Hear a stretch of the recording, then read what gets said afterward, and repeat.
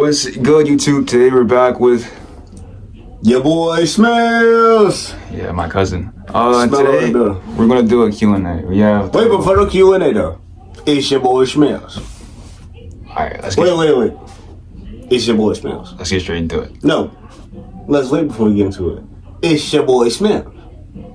It's your boy Smello Reno in the flesh. Alright, I just bit my cheek. It kind of hurts. Alright, bro. I got some questions for you. Alright, are you okay with that? Yeah. Alright, so besides all the things we just talked about, what makes you happy / what makes you sad? What makes me happy? My personal growth and development. I come from being into the alternative classrooms where they have to pull students in to like read books, because they said I had a reading disability, but me personally, I just didn't enjoy reading, so it wasn't a strength of mine. But now I read books, I write books, all of the above. So just reflecting on my own personal growth, I feel like that really makes me happy. What makes me sad is remembering what I've grown from. You know, and I feel like both are important. The duality of that is very special. Not only accepting what you come from, but now accepting what you've become. But then you face the challenge of why did I want to become what I am now instead of what I was. I didn't know you had a reading disability. I have like a learning disability. So I've been told that I can possibly have undiagnosed OCD, obsessive compulsive disorder, and that ties into ADHD in a sense. So it's not that like I can't read. I'm a very strong reader. I just don't really find joy in it. It's kind of boring. For people that know how to read, y'all know that junk kind of boring, bro. Second question. What's your purpose? Since you're like in the military and all. Like how All right, so I'm gonna go over why I'm in the military and what I do. So in the military, I'm what is called can't say it, classified. But all I can say is I jump out of planes and I find bad people and I get rid of them. People gonna say, "Oh, well, how old are you?" I'm 21. How long have you been doing that? I've been doing this since I was 20 years old. So a year. Going on to, I turned 22 in 2 months. What's my purpose? I feel like purpose is not longevity. And I feel like that's what a lot of people get confused. What's my purpose for life? You discover your purpose for life based on what you do on a daily basis. What's your purpose for waking up this morning? And if my purpose is to talk to that homeless person for 30 seconds and have that interaction that he will remember, that was my purpose for the day. I don't believe in a longevity purpose as words like I was born to do one thing. Because if I was born to do one thing, God would have just made me do that thing and I'm dead. And that's just from a Christian outlook on it. For people who don't believe in God or you don't believe in Jesus, a Christian outlook, personal preference. Why did you wake up this morning and what's your impact? That's purpose. That's all I got. I like that. And so, like, since you're in the military, you talk about your purpose. Like, what keeps you alive? Why are you alive right now? So what keeps me alive is it's the same things that same reason why I would die, right? So, excuse me, guys, I got a burp. Thank you for your patience. I have a niece. I have 2 nieces actually, and I love them dearly. You're my cousin. I love you dearly. My mother's upstairs. What keeps me alive is the fact that I know that somebody has to fight for you guys' freedom. And the fact that I can come in this room and I can come back to my mother's house where it all began, where my thoughts of the military all began before I decided, hey, I want to become an operator. before all those decisions were made, these people love me. They've cared for me. They've provided food. They've provided clothing. They've done everything necessary for me to feel comfortable. I would be doing a disservice to die. Does that make sense? Yeah, I understand that. You came all this far just to die. Yeah. I get that. Mm-hmm. So saying all of that, your parents loving you and stuff. Do you love you? Do I love myself? Mm-hmm. I feel like there are certain aspects of myself, and I believe this is everybody. Even with David Goggins, I talked to Kyle yesterday, and he was saying David Goggins preaches mindset mentality over physical capability. So if your mind dictates your body, where's your mindset at? If your mindset is left, your body will go left. But if your mind is right, you will do right. I just think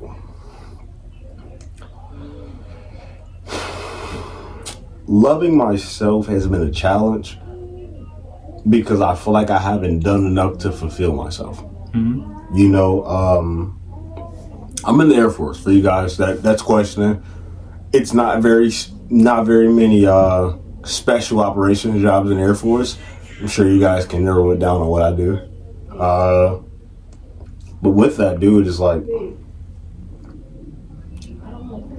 I love myself so much that I'm willing to push myself beyond what the normal person is willing to do.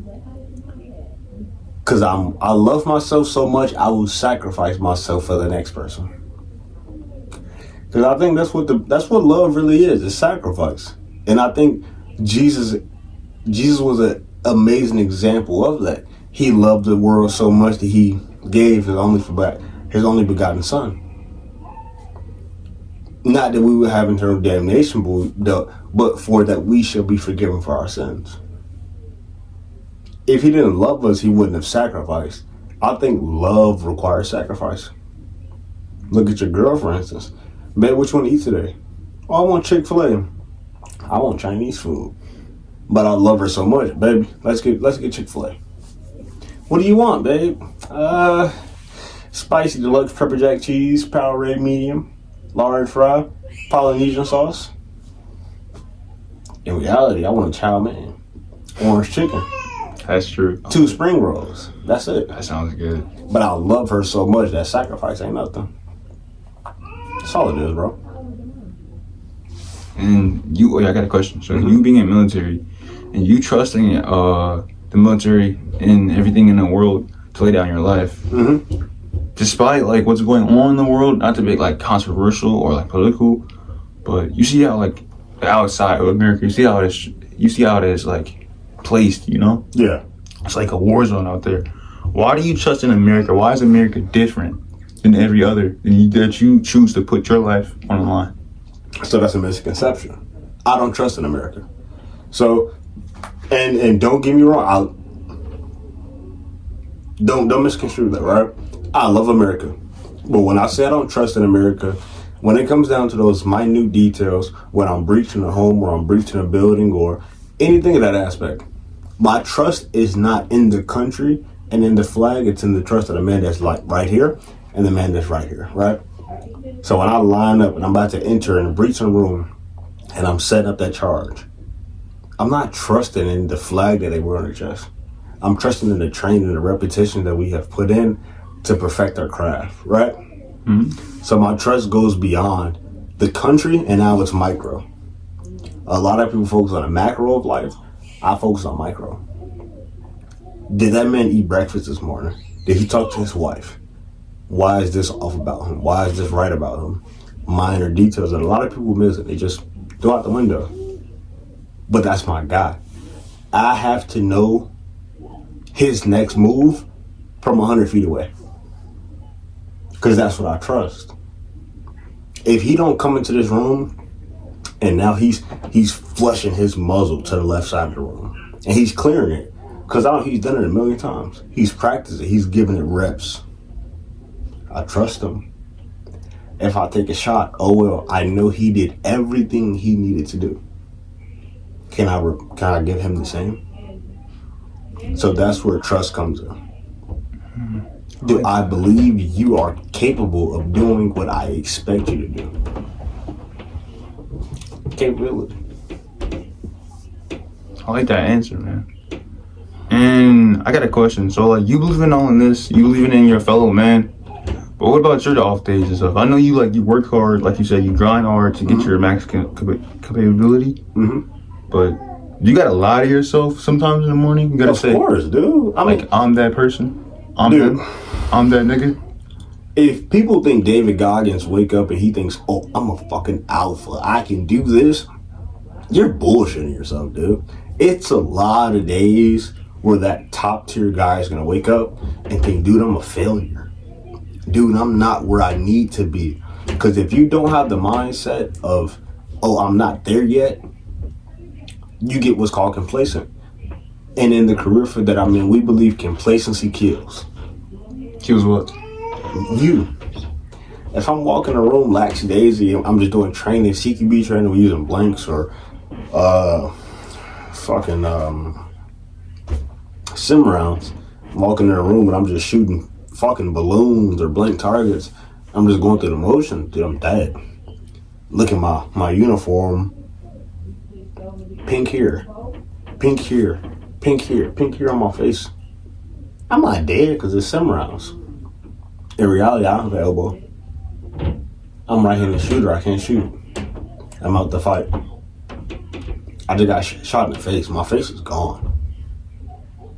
I got shot in my chest. I can't believe my lungs just collapsed. My ribs, gone. I got shot in the knee, gone. Got shot in the liver, gone. All these arteries that are so crucial, a lot of people bullshit them. But the reality, can't function without them. Damn. Real. Dang, bro. So, with all that being said, like, how would you, like, what you stand for? You stand for America, obviously. When you wear that, you stand for America and everything behind you. But how does your family treat you, you being in America? So, like, yeah, my bad. Go ahead. I think my family, it's hard to explain it, especially when it comes down to politics, right? So, I'm from Chicago, so Chicago was a predominantly liberal state. Like, Chicago went blue. Illinois went blue. So, my perspective on things is a little bit different, not to disrespect any liberals by any means. But I'm very, Conservative? Not conservative. I'm more of a realist, right? So when I think realist, I don't think like, oh, life is life. A lot of people like, bro, no. Like, it's the intricate details. So when I believe in being a realist, I look at life for what it is, but I'm so interested in the human mind that I want to understand why is it that way at the same time.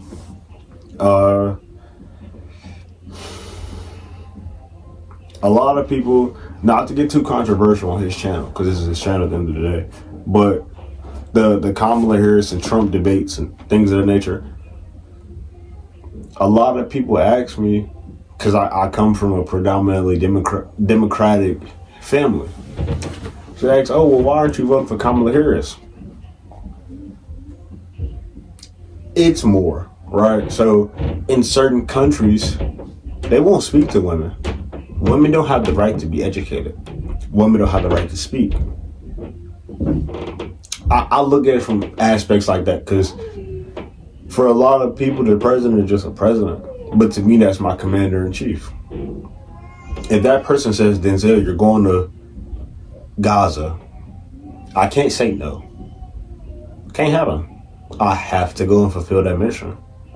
So the person that's directing me and my next step is a little bit more important. Am I a Trump fan? I don't speak politics. I don't believe in politics. I believe in mission. And I believe when you get into politics, that becomes an aspect of what we call mission degradation. And mission degradation is simply the uphold of the mission. Anything that comes in front of the mission is mission degradation. So my emotions, how I feel about certain things, is considered mission degradation. I can't partake in it. It's simple. So like with us like growing up, like our family growing up liberal and stuff. Me personally, I don't really care about politics, but I try to see like both sides of the story. I kind of understand what this person is saying, this candidate, and other person, the candidate is saying. Definitely. You know? I mean, nobody is 100% right. Excuse me, guys. DEI, right? Diversity, equity, and inclusion. Yeah. It's been big since I would say 2020 to right now. Don't crucify me if I'm wrong, but diversity, equity, and inclusion. The only issue I have with that, Martin Luther King, his biggest message was, do not judge me on the context of my skin, but on the context of my character. And I feel like DEI kind of walks the borderline of judging me on my character and my decisions versus who I am. You know, and for trans people, for non-binary and things of that nature, DEI is just, it's a little bit more prevalent for them in their life. Because me as a black man, African American 100%, I don't believe in, can I get controversial? Is that okay? Let me know if in order. Let me know if I get controversial. I don't say anything crazy. It's your platform. I'm gonna get controversial. I'm gonna be real. All right, bro. I don't believe that America. I feel like America for a long time has operated so far outside of racism that now this country is no longer a country of socialism, capitalism, or anything. This country is solely based on classism. Like we look at white people and we say, oh well, white people are suppressive to African Americans. They're suppressive to all other races but Caucasians. But when we focus on classism, where's your money at? Money talks. You know, and once we get into the conversation of classism, that's what I feel like this country is focused on, because America has been the number one. We were the primary currency. The USD was the primary currency for over 100 years, I believe. Fact check me if I'm wrong, guys. I'm open to criticism. But now it's the Chinese ping. So with that, the structure of America is, it's on the tightrope. But classism, I feel like we get so focused on racism. I'm oppression. Is rich black people who don't feel that way. And we tell them, oh, you're out of touch with reality. But once we say things like that, we admit it's classism instead of racism. Everybody has prejudice in their heart. For you being a young black man, if your daughter brings home a thug and he's African American, He's gone. and that's a prejudice. Because that's a personal preference that you have for your daughter. It's a standard.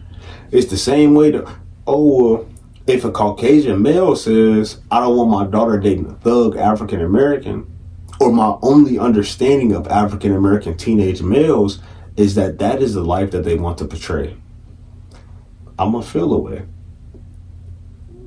Prejudice lives in our heart regardless of who we want to say or not. Let's be real. I feel like a lot of biracial and mixed women who happen to be black hate black men because like their fathers, you know, because their father's not there in their life. They're like, you know what? Skip all these niggas, you know? I feel like, can we fault them? No. I feel like even for us 100% African Americans, for me personally, it's like the absence of a father. What's the impact of that? Well, I have no father. I don't know how to be manly sometimes. So how do you deal with that? I just be quiet. I genuinely don't know how to deal with that. Go ahead. I'm gonna be real with you. I'm gonna give you your kudos and I'm gonna give you your flowers right now because I respect you for that. the best thing for a person to do is be quiet. A lot of people speak out of turn. A lot of people speak out of emotions. A lot of people speak out of just compulsion.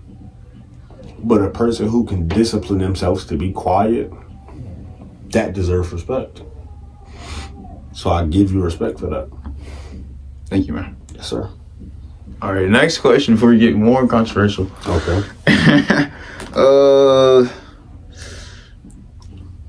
Are you an outcast? Am I an outcast?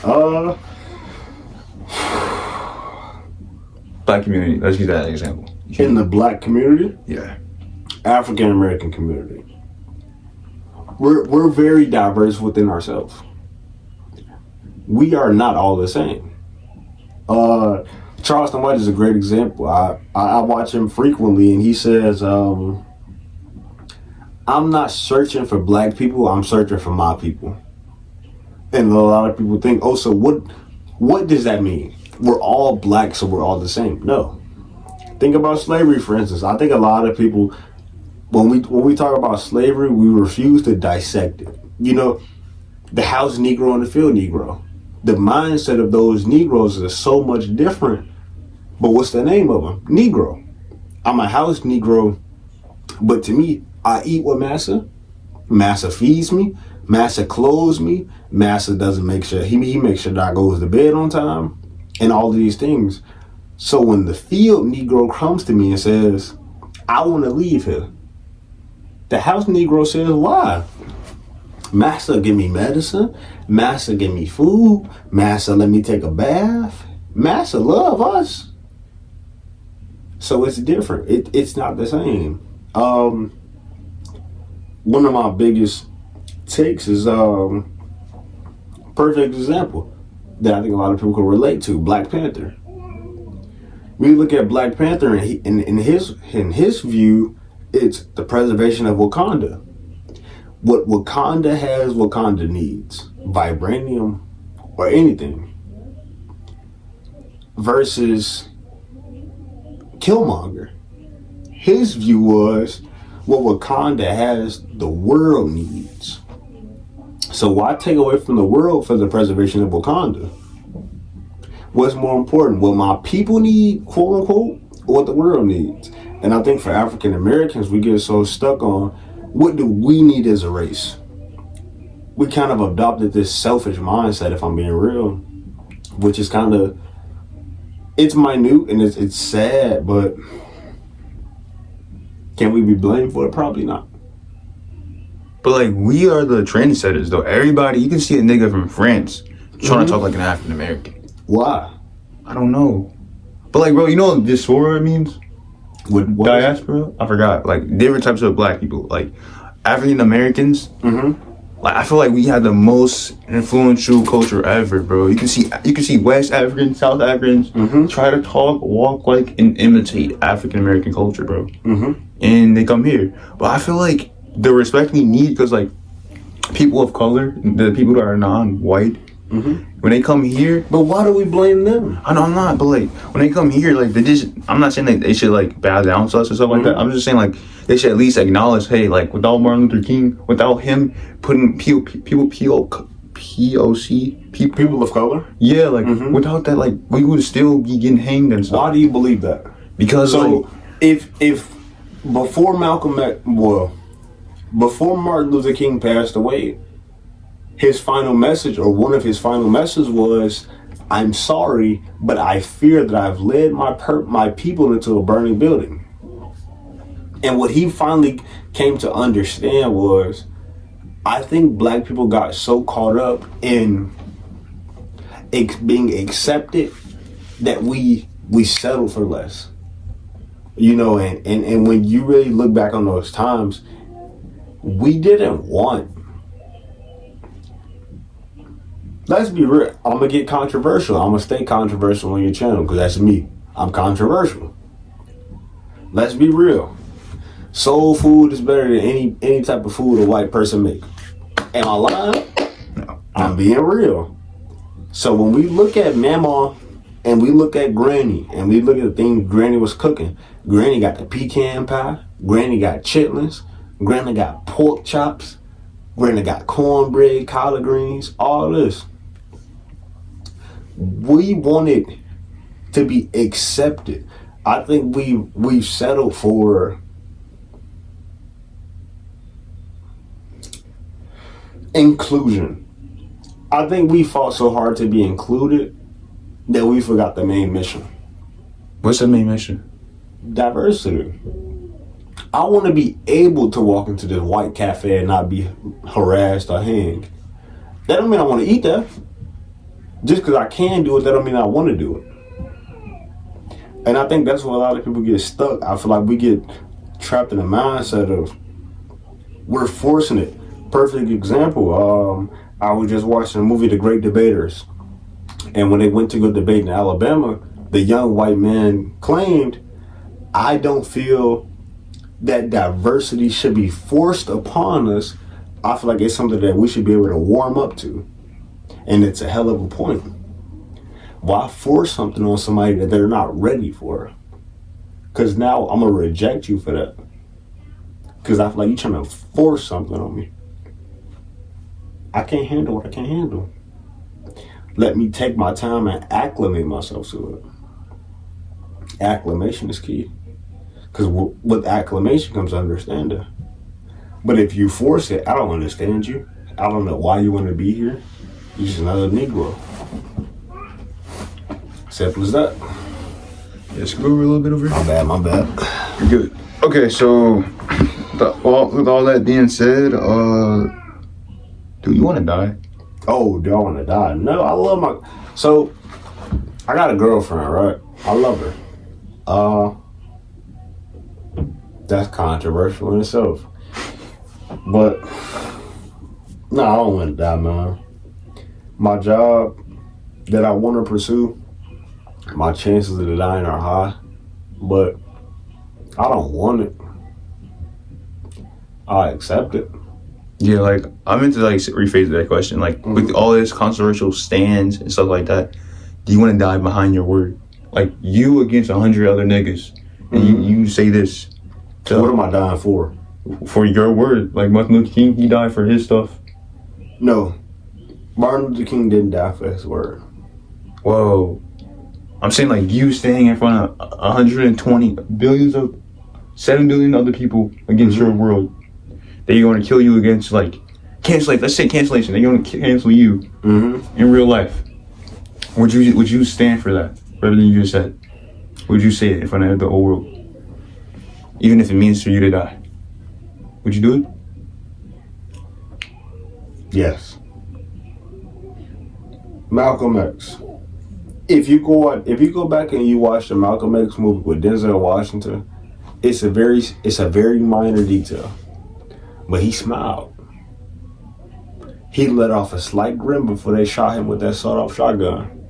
Because he knew at that very moment, God, I have fulfilled everything you've asked me to do. So when you confront death, and you're at that point, you ask yourself one simple question. Have I expended all my resources? Am I who you set for me to be? If it's no, work that out. But if it's yes, you at peace. And I think a lot of people get caught up in between heaven and hell versus did I die with a heart that was pure?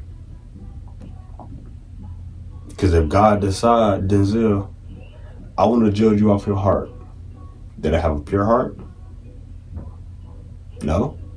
Hell. Because that's what I deserve. What's death and what do it mean? That's all it comes down to. That for me is not having the ability to express myself and be myself. Because without that, I feel like I'm lost and there's no reason for me to live. Because I never had that when I was younger, and I realized like I need to change my life. You know, that's why I got my septum. I locked my hair. I'm thinking about unlocking it so I could just express myself even more. You know. Because I can't be attached to one idea, one thing. Like, things change, bro. You feel me? That's like going back to the conservative, the, like you see different stands. I can't stay. I put myself in shoes, even in your shoes sometimes. I just move around, bro. Like, cause life changed. Like your purpose, it can't always stay the same. Like it's gonna change every day, every second. So that's what I do. All right, going off that. Do you take things personal? I feel like you can answer this question really good. Can you ask that again? My apology.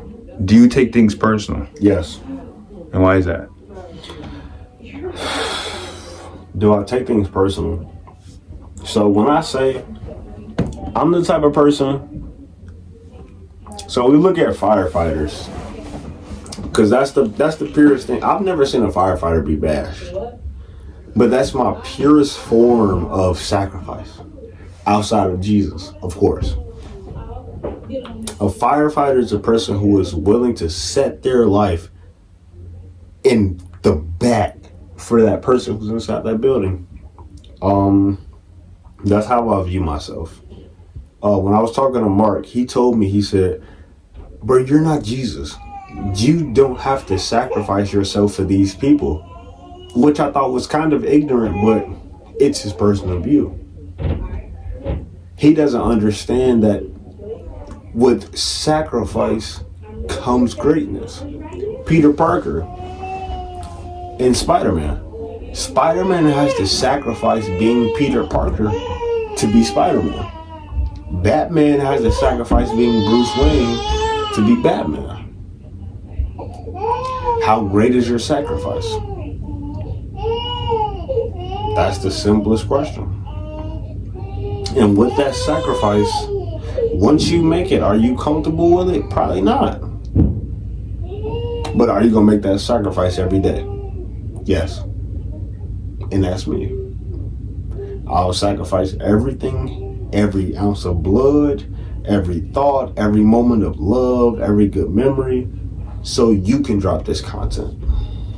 Thank you. That's it. Wow, that was deep.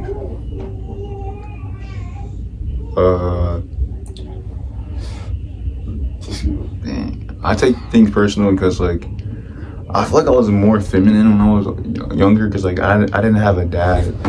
What I mean by feminine... What you mean by that, yo? Feel like you're more feminine. Like, I gotta rephrase that. Not feminine, but the absence of masculine.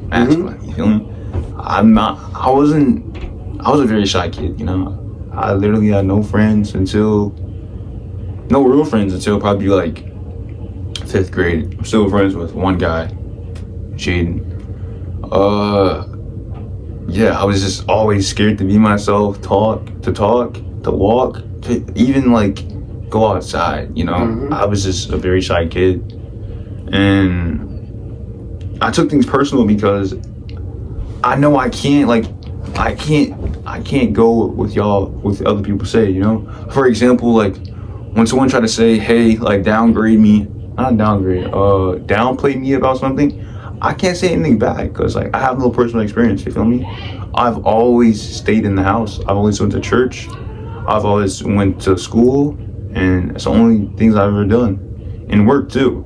Like those 3 things are the only accomplishment I've ever done in my life. That's not to like discredit anything else I did, but like it's the only major things I've ever done in my life. And like one major thing I just did, I graduated high school with 3.2. That's something, but I could have strived better. I can't say that I have a 4.8 and I have top schools hitting me up. For me, I'm not in a college right now. I mean, I'm in community college. I mean, I'm grateful for that, but I take things personally when people say like, I have all this and I have all that, but you were born with that. You feel me? You don't know what it's like to not have that. And I can't blame all the excuses in the world because I didn't have a dad. He didn't push me. I'm 6'3". I could have went to school for sports. That's all my fault. Maybe it is, maybe it's not. But I'm 18 now. Like, am I going to stick with this idea forever? I'm not going to do something about it and do a damn thing. And I take things personal because I wish that was me. Like when you were younger, I see you doing sports and stuff. You didn't have your biological dad, but your brother's dad stepped up. I wish I had something like that. You feel me? Like I wish someone could step up in my life, and be there for me. And like when you were saying earlier, how like you didn't have to try that hard, but like because you were naturally gifted, naturally selected, you know, so like have those gifts. I mean, I'm not gonna lie, I envied you. I envied everyone in the family, you know, like. Why you hating on me, bro? I'm not hating, but I just wish that, you know, I had that too. You know, like, cause why? Because I have nothing. Like, I But genuinely what's have nothing. wrong with having nothing? So, my favorite movie, my entire favorite movie is the movie 300. Really And I good. love that movie for one reason. Leonidas didn't become king, and I feel like the time skipped a lot. Leonidas didn't become king because he was born into it. Leonidas went out there alone in a pair of boxers, nigga. That's it. A pair of boxers and a spear. And he had to go kill that wolf of the mountain. That big old wolf. And once he returned with the skin and the head of that wolf, he earned his respect as a king. You don't need anything. All right, last question. What's a personal event that has shaped you as a person? Oof. Like something that happened in your childhood, maybe a traumatic event, it shaped you and it just got you going to where you are now. How vulnerable do you want me to get on a scale of 1 to 10? 100%. Okay. I don't talk about this much, so this is big for me.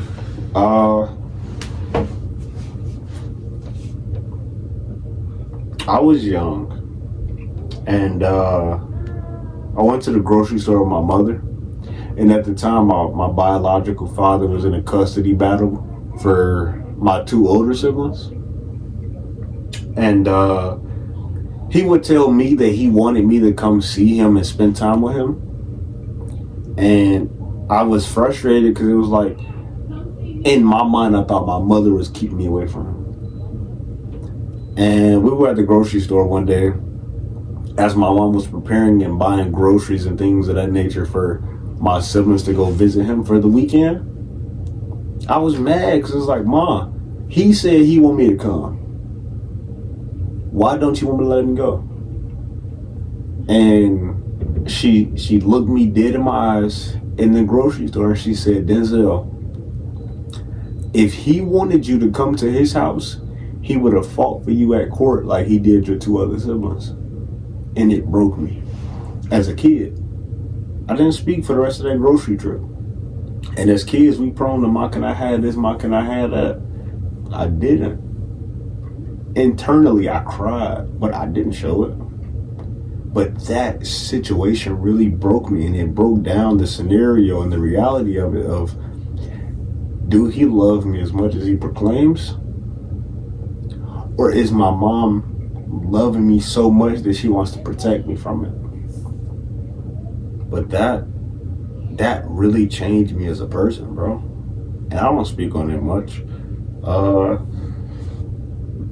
Getting vulnerable. The death of grandma and granddad, I got it tattooed right here on my chest.